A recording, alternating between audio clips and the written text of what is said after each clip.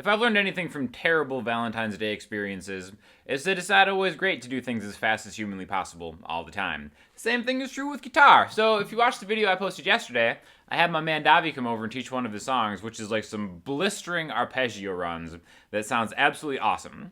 And I actually learned a lot from that video, but a lot of the comments were, this is way too fast to understand. So I want to maybe do a follow-up video that talks a little bit about that, but also kind of incorporates some new things we can tie together, all right? So the first 3 things that you need to know that we're going to combine together is going to be this A major shape. We're going to do an arpeggio, a super simple one, just like this, 5th fret, 9th fret, 7th fret, and the A string, right? A, C sharp, E. You could also do it like this, A, C sharp, E, but we're challenging ourselves, get that reach in. We're going to combine that with an A major triad chord, which I'm sure you've already learned, and then we're also going to combine that with the intervals, a root note, a major third, and a minor third. Okay, so 3 kind of separate ideas that are also the same thing. These are 3 ways to play A major, and you can move this all around the fretboard, which we'll show. But basically, combining them in a row sounds like this.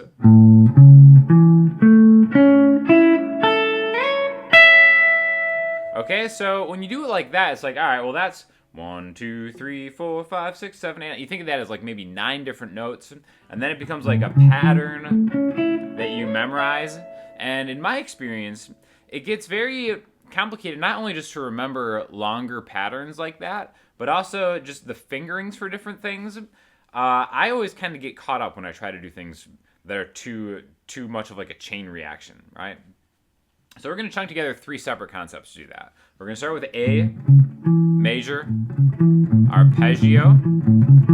We're going to go straight down, right, to the 7th fret on the D string. Then staircase that up. You might see this as an F-shaped chord. We're going to talk more about this shape in a minute. But then after that, when we get to the top, the 5th fret on the high E string, which is exactly where we started, low E string, high E string. Then from here, we're going to slide 4 frets. And then your pinky is going to hit the 12th fret to get to that E note, which again is A, C sharp, E. If we talk about these in intervals, the distance between this is a major third. Again, if we played the major scale, 1, 2, 3. And then from here is a minor third from the C sharp, 1, 2, 3 in the minor scale, all right? So, root note, major third, minor third. We have a simple arpeggio, a chord shape, and then those 2 intervals. However you want to play it. I've been sliding into it, okay? So you can think of this as the exact same thing, or you can think of these as 3 different things that we're chaining together, which I think a lot of people might have an easier time seeing those 3 things chained together, right? Now, to finish the exact same thing we were talking about in the video yesterday, we're going to take it to the top here, so start here. And then we're going to go back and climb back through the arpeggio in a different way, okay? So now what I want to do here is talk about 3 different chord voicings of the same thing, all right? We already talked about this, A major here, but we're also making connections to like how else can we group these notes together in a way that is easily memorizable. I don't even know, memorizable, is that a word? Doesn't sound like a word. Felt good when I started saying it, but then once I got to the izable, didn't finish strong. But we're gonna finish strong as we continue this journey through different chord voicings. All right. So the next thing we're gonna do, remember we went from here to here. If we go back to your pointer finger, this is where we can go backwards: 9th fret, 10th fret, 9th fret. E, B, G. In fact, I went into much greater depth on this in major and minor chords on the Patreon yesterday, so I will link you to the Patreon video as well, if you guys are interested. But yeah, this is a D-shaped chord in my mind. That's how my mind's eye sees it. Even if I'm not playing it as a chord together, I'm walking backwards through those same shapes, which is the same thing as going from here to here to here. Right? Same exact notes, but in a different spot on the fretboard. And again, just from a different idea, a D shape. And then from here, We're going to climb down. Remember, when we went to the top here. Okay? If any of you guys use like the cage chord system, you can see this whole thing is like a C major shape, like that, right? I actually kind of prefer to think of this as actually two different shapes as well. If we just go backwards through the whole thing, it's 9, 10, 9, 11, 12, 12. Okay? And that could just be one like C/G chord, again, with like think of like the nut or the capo or something right here. I almost kind of prefer to think of this as a D-shaped chord here, and then an E major shaped chord here, right? Which again will be the same thing.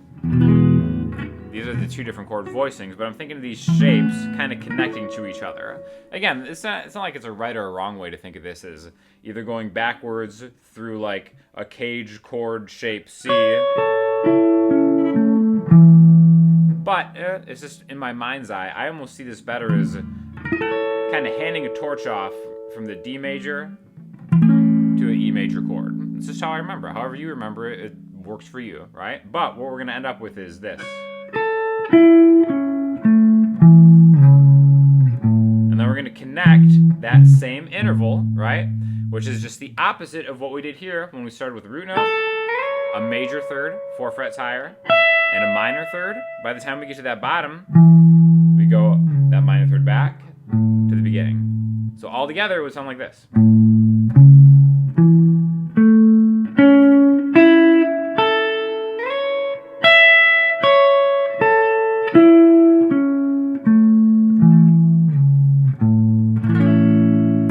Okay, so that's just kind of one way to do that exercise in a much slower, different way of thinking than what we talked about yesterday where he was just shredding it. And again, if you can build it up to shred it, great, good for you. But I think it's just kind of a cool way to maybe intro to start thinking about it. Another way that I wanted to talk about this was connecting it with other shapes that we're like much more familiar with.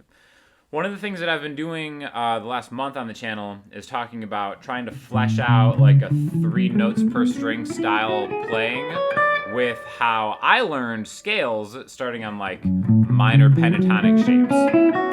Right? So, you know, but whether you practice pentatonic runs or 3 notes of string runs, it's not like there's one right way and one wrong way. Or like me, if I'm transitioning over to 3 notes per string, that doesn't mean I have to forget about all the cool pentatonic stuff that I spent so long learning and like getting good at. In fact, I think it's like a really great way to start connecting these ideas together. So let's jump to the top of this arpeggio, right? So we start here, and then we get that slide into here. Well, if we kept going to the A note again, remember this is an E, we would just go here, right? So I'm ending up on the 17th fret of the high E string. And again, when I have my pinky leading, we can really go backwards through that minor pentatonic shape or major pentatonic shape. Again, if we're thinking of this as the root, major pentatonic backwards. Or you can just kind of think of, you know, I always thought like, all right, if I'm in A major, F sharp minor pentatonic, the relative minor is where I can really start kind of flying through stuff, right? So that would be the 14th fret on the high E string. 14, 17, 14, 16, 14, 16, 14, 16, 14, 17, 14, 17. And then now we can combine that with what we've already done before. Right? So you can kind of maybe climb up.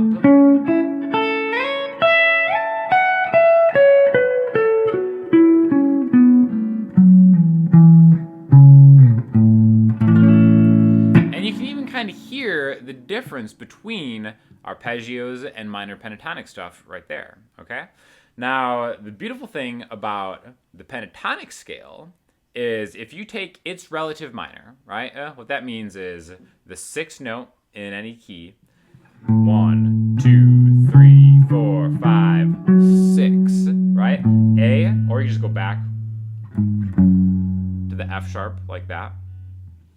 That minor pentatonic is always gonna kind of help you out in reference to a major chord. In any key, there are 3 major chords, which is what we're gonna talk about next. And now you can connect all of those to a minor pentatonic run, even if it's not the parent key that you're in. What I mean by that is there's 3 major chords in the key of A, right? We have A major, we have D major, and E major. However you want to play them. All right. Now we can start any of these runs. Again, this is just a triad. It just has like a root note, a major third, and a fifth. Those notes will be present in each of those 3 major chords that we talked about, right? Again, if we go through the notes in the A major scale, we get A, B, C sharp, D, E, F sharp, G sharp, A. All those notes you can kind of combine to make cool A major stuff, but you also get the chord D major, D, F sharp, and A. Those are in that key. And E major, E, G sharp, and B, right? Same key, but different major chords come from it. So you can do the same exercise, the same kind of run, into a minor pentatonic run. And I just did that in the wrong spot. There it is. And we can kind of make those same connections no matter where you are on the fretboard. And it's a really cool way to kind of take one exercise and really just multiply it by 3, and then you just blow up the entire fretboard, right?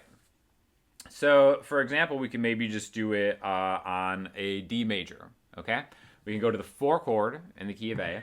1, 2, 3, 4. We can do it in the exact same way, starting on the low E string. Here, there's the D major arpeggio. We end up here, a major third higher, and then a minor third.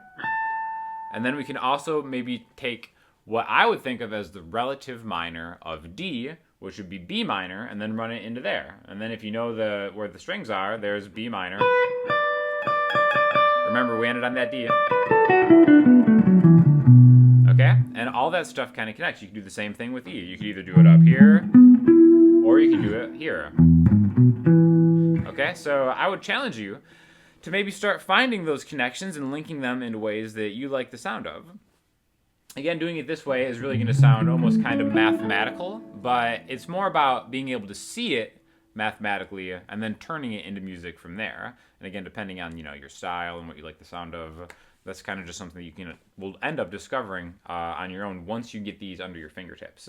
And then also just kind of like the last thing that I want to talk about today is maybe taking part of that first run, right, when we started with A, that one right there, and then maybe thinking about where those other major chords are in the same string set, right? So here's A major. I can go to the D major here, and then here, and then end it with a different chord shape. So what I mean by that is, there's my A major triad. And then remember, the 4 chord in the key of A is D. So again, that interval, I'm thinking of where my ring finger is. Right now it's on the 7th fret of the D string. And if I run that all the way to 12, 5 frets higher, 2.5 steps higher, however you want to look at that, that's going to get me to the next kind of spot where I can start doing these shapes over again in the same shape, but a different chord in the same key. All right? So you have a place to start, the next place to start, and then a step higher is going to be the next place to start, which is like an E major chord, right? And then the cool thing about this is, since the 5 chord most always goes to the 1 chord, you can end up back where you started on A just by taking this and breaking it down like that, right? So now I'm got this A major chord where it's just the 14th fret, D, G, and B strings, right? And that also lines me up in that pentatonic spot, right? So I think this is just a good idea I thought it was a good opportunity to maybe take something that sounds really cool, slow it down, and then combine a bunch of stuff that we have been talking about more recently on the channel in this key. Again, all this stuff is like super easy to move. This is all in A. If you want to do the people's key, the key of G, just move it down. Then major, back down to a G. And all that stuff works, right? Everything everything kind of just comes together, right? So again, if you want maybe more in-depth stuff on the major minor version of that, check out the Patreon lesson that I will link below. Also rocking the D'Angelico Deluxe SS, the Ryder guitar, love it. And if you have any questions or comments, hit me up in the comment section, Instagram, Twitter, or the website. I'll talk to y'all soon. Thanks a lot.